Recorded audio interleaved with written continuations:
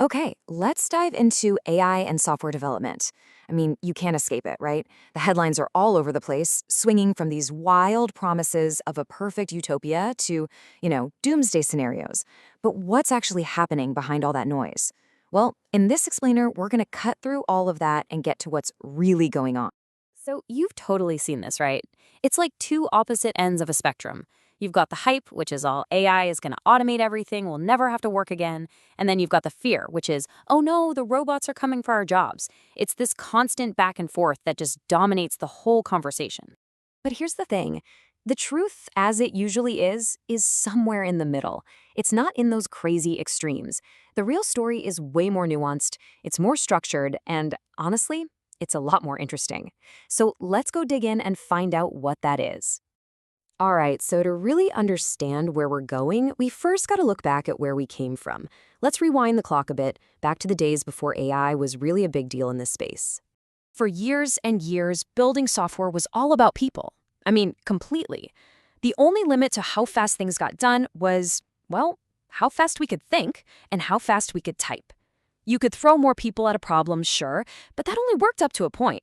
Pretty soon you just hit this massive wall of complexity and, trying to get everyone on the same page.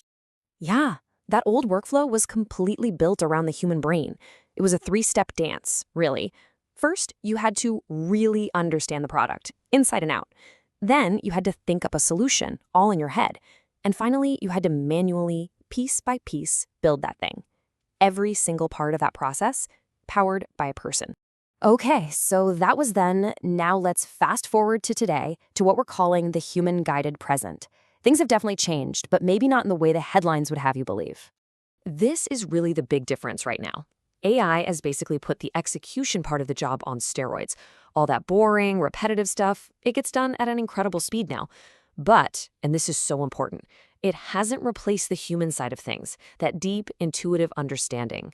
A really good way to picture this new dynamic is like a master and an apprentice. The human developer, that's the master. They provide the guidance, they make the tough judgment calls, and ultimately, they're the one who's accountable. The AI is like the super eager apprentice. It's incredibly fast, it handles all the grunt work and repetition, and it's always there with suggestions. There's a quote that really hits the nail on the head. AI assists in generating work, but it relies on humans to guide it, correct it, and decide when the results are acceptable. See? It really just boils down to the fact that the human is still the one steering the ship. So this all leads to a really interesting question, doesn't it? What's next? If AI is the apprentice today, what would it actually take for it to become the master? What are the big hurdles it has to clear? Exactly. What's the secret ingredient? What's going to take AI from just being a really, really good tool to being a truly autonomous creator?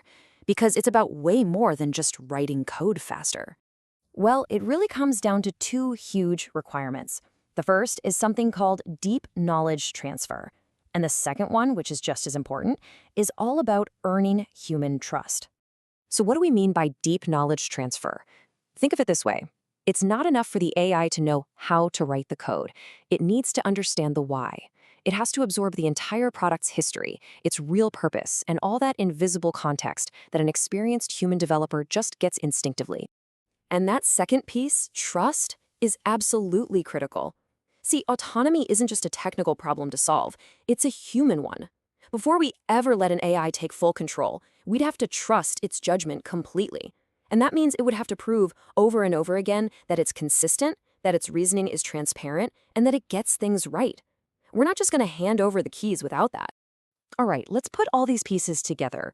When you take a step back and look at the whole story, it's pretty clear we're in a really significant transitional moment.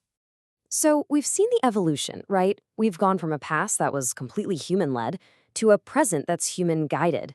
As for the future, well, that's still a big question mark, isn't it?